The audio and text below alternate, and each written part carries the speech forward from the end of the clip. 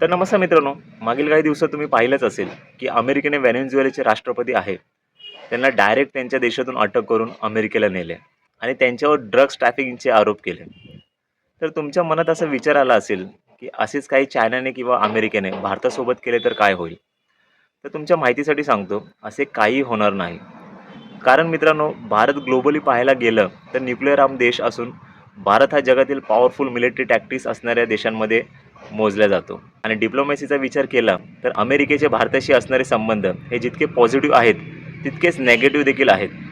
कारण युद्धाच्या बाबतीत आपण कोणत्या पण देशाला पाठिंबा देत नाही. भारत नेहमी आपली भूमिका ही न्यूट्रलच ठेवत असतो आणि हा स्वभाव अमेरिकेला पटत नाही. कारण युक्रेन आणि रशियाच्या युद्धात आपण आपली भूमिका स्टँड बाय ठेवली होती.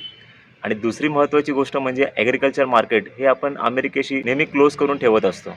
कारण भारत स्वतः कृषीप्रधान देश आहे आणि आपणच जर ॲग्रिकल्चर प्रोडक्ट इम्पोर्ट करायला लागलो, तर आपल्या शेतकऱ्यांचे हाल अजून बिकट होतील. आणि तिसरी गोष्ट म्हणजे आपल्याकडील असणारे नैसर्गिक साधन ही इतर देशांच्या तुलनेत फार कमी आहेत. आणि व्हेनेझुएला देश हा अंडर डेव्हलप देश असून टेक्नॉलॉजीमध्ये थोडाफार मागासलेला आहे.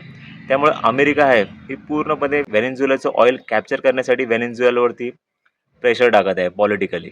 तर 2026 मध्ये व्हेनेझुएलामध्ये होणाऱ्या जागतिक संमेलनात भारत आणि अमेरिका दोघांमध्ये संबंध चांगले राहावेत यासाठी दोन्ही देशांमधून पुढाकार घेण्यात येणार आहेत.